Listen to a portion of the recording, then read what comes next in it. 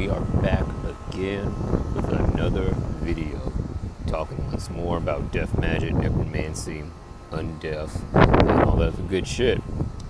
So before I get into today's topics, I want to put out a little message to the serious magicians out there, the advanced magicians, those who are like really for real about their shit, and also to the beginners as well who are just getting into this.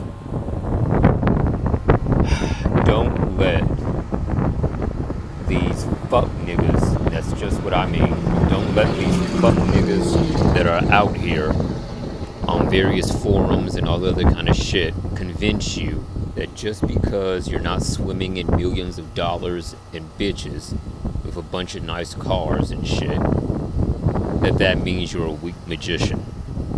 I'm gonna say that again.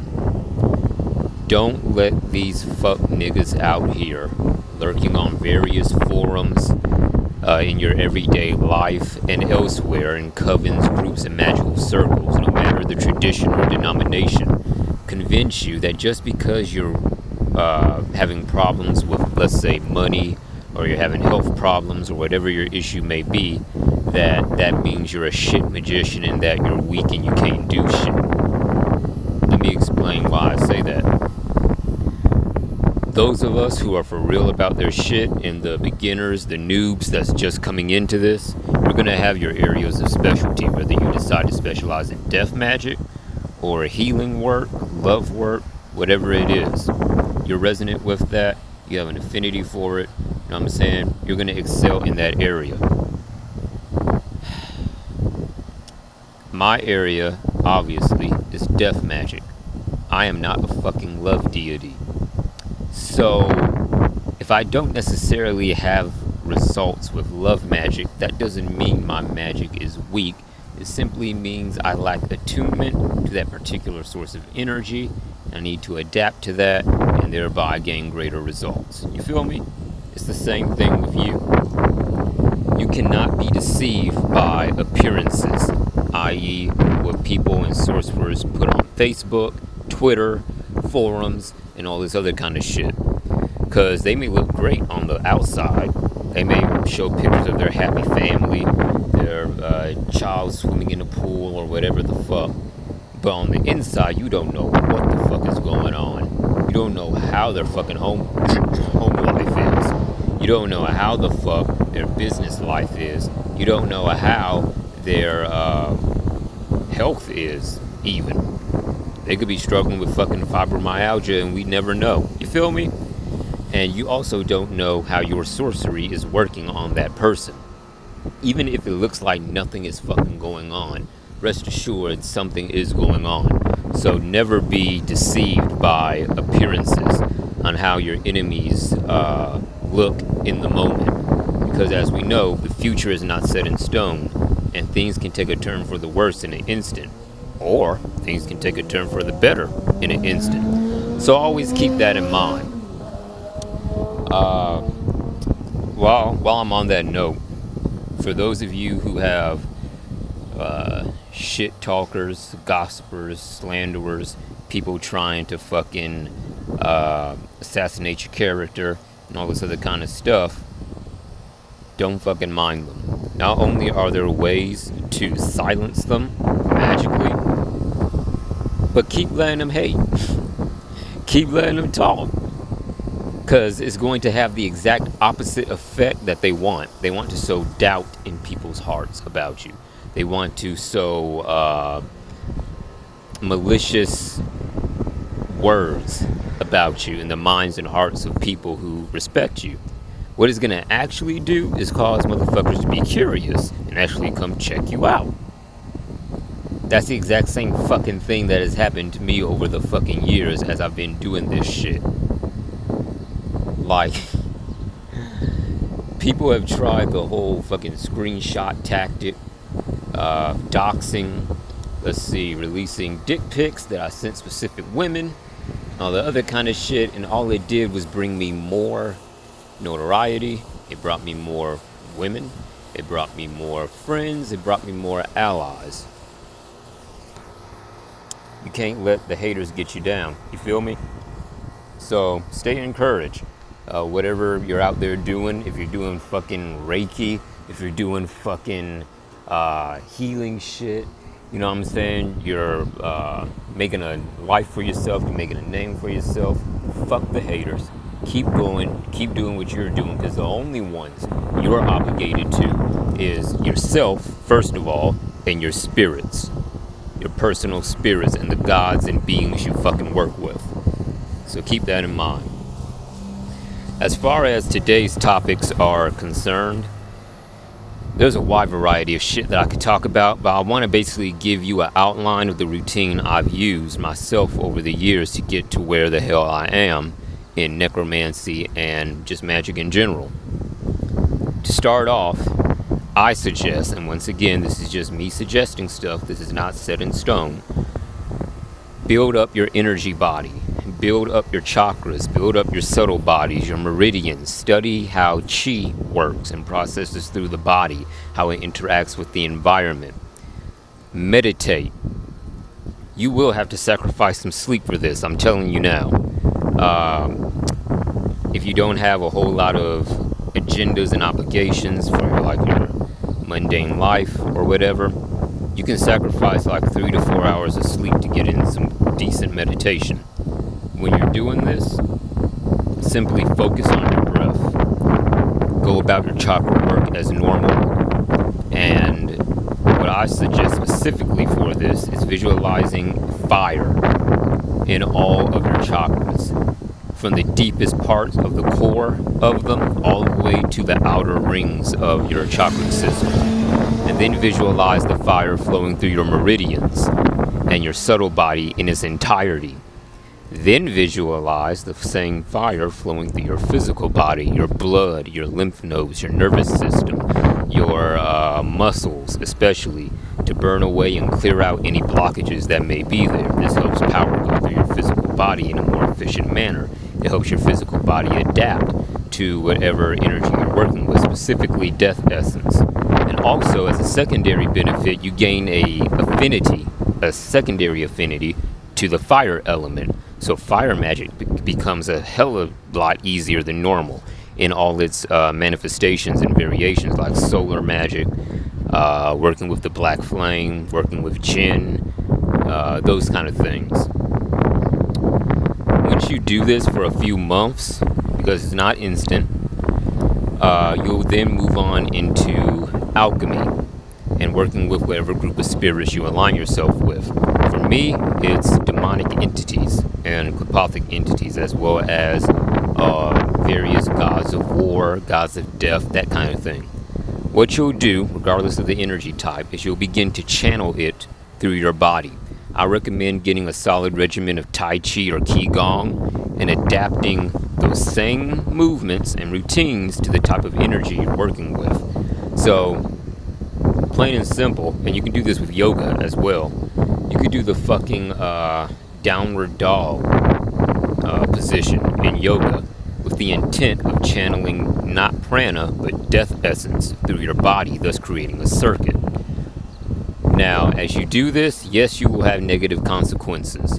However, if you stick it out, you will start to reap the rewards and benefits. What rewards am I talking about? I'm talking about literally getting fitter, physically healthier off of this shit. Your body will get stronger, your legs will get stronger. You will start literally developing a six-pack. Like, I'm not fucking playing. Now, I'm gonna post proof of this on the community posts on YouTube in a bit. You can get fucking hot as hell, literally off of death magic and destructive shit, if that's your affinity and that's your resonance and that's your, you know what I'm saying, your area of specialty. You can do this regardless of what your area is. You just have to make sure you're in tune with it. But you begin creating that circuit of death essence throughout your yogic routine, and slowly over time, your body and your subtle bodies will adapt to the flow. Now, what benefits does this provide? Your death magic becomes hella fucking easier to execute because you're already used to that energy. Therefore, afterwards, you're good. Your power increases, all that good shit. You've already processed and found ways to adapt to the negative aspects and outcomes of the death essence. Therefore, you're prepared for almost anything that could go down, for various illnesses developing within you, for the old necrosis trick that could develop within you. Getting bit by poisonous spiders, you're prepared for that. On that note, I remember one time I had a spider bite from a brown recluse, if I'm not mistaken, that was on my foot. And of course my friends were like, you need to go to the doctor, you know what I'm saying, that's really dangerous and all that. But I took the time and energetically worked with it to control the poison and control the venom, and therefore it healed. Now, there were other rituals done, like, you know, basic healing rituals, that kind of shit that was done to expedite the healing process. But in the end, it gave me the ability to call up that venom by sheer will and direct it energetically into my target if need be. So you see how things can kind of work out there for you if you really take the time, master your craft, and know what the hell you're doing. To continue on with the energetic routine, in addition to your nightly rituals, your invocations, your evocations, and the things that you do now, I suggest a very simple adaptation for this exercise. And it's pretty basic. It's when you create a chi ball or an energy ball. However, the difference is that you're going to be using the current of energy or your current of specialty to create that ball. So if you fuck with love magic, that's your specialty. Use love energy to create a chi ball of love that is, what's the word I'm looking for? That is very dense and filled with that kind of energy. Same thing with death essence. Create one, hold it, let it dissipate. Create one, hold it, let it dissipate. Do that over and over. Not only will that strengthen your hand chakras, which symbolize the ability to interact with the world and to manifest things, it will also strengthen the meridians and nadis that go throughout your arms, into your chest, into your dantians, and all that good shit. Just with that basic routine alone, if you stay consistent with it over the months and over the years, you will progress to a very high level of mastery because you already have the basics down pat. Therefore, you won't really have that many problems. Let's see. And also your environment will adapt. You'll start to see less backlash and less effect that it has on the people around you. Because when you start to fuck with death essence, it's going to fuck with people around you because they're not used to that energy being in their environment. And so, since we're all connected, as the New Agers say, as you evolve, those in your circle will evolve as well. Now, if they choose not to, and they rot away into oblivion and nothingness, hey, that's on them. That's not your fucking fault. Now, to kind of move on from this, I gave you all that. I want to talk a little bit about dream magic, Oneiromancy magics. Pretty much the most common way to get into the dream world is through astral projection after you go to sleep, right? Because sleep is the state that most similarly corresponds to death. Those two states are alike. One is simply waking and the other is asleep, so to speak. What I want to show you is how to get into the dream world and influence it without astral projection. Because think about it, it may seem impossible or very difficult, but in reality it's not. What you simply do is you get into a very deep meditation, but you don't leave your body. It really is that fucking simple. Get into a very deep meditation, and at this point you'll be focusing through the waking world. You'll start to see the various fabrics of the waking world and what's behind that, which is not the astral, but the dream world.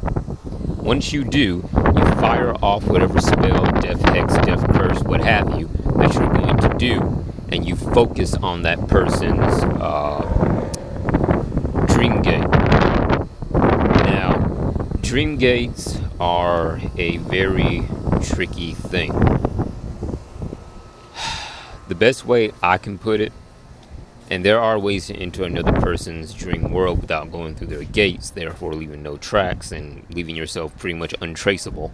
But the best way I would suggest to interact with these dream gates is to simply scry through them. That way you'll see and know instantly where they lead. Because some gates can act as trick doors, so to speak.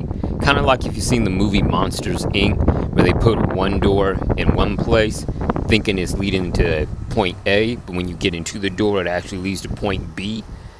Pretty much that same principle. So you have to really know what the fuck you're doing when you're getting into the dream world. Because the dream world actually, not only is it a web, kind of like a hive mind that connects the inner planes of all sentient creatures on this plane and other planes, but it also acts as a gateway or like an intermediary between different worlds. And so you don't want to end up in some other plane unable to return back to your body. If you leave your body long enough without returning, your silver cord starts to, I don't want to say decay, but it starts to lose its energetic connection to your flesh. And then it breaks, you die, you're just out there now. Feel me? So be very careful with that. But in terms of ritual work, you focus on that person's dream gate. You send the spell through that gate, and it will start to manifest in their dreams as various symbols, signs, nightmares, etc. that then move into waking life. Now, on the other hand, it can also sink deeper than the Onero, then deeper than the dream world, and it can start to sink into their body and manifest as sickness, pain, disease, confusion amongst those they are connected with, turning the hearts and minds of their brethren and those who cross their paths against them, so they end up fighting, destroying, killing, or even maiming those that they are connected to and have great feeling for. It erodes their sense of self, so to speak. It fucks up their astral projection to the point to where they can actually die just by astral projecting, not knowing that the energies around them are so fucking screwed that their silver cord is essentially cut and they can't get back in. You feel me? When this happens, it opens the gateway for other spirits to enter in and reanimate either their astral body or their physical body. So there's a lot of different things you can do with this, y'all. A lot of different fucking things you can do with it.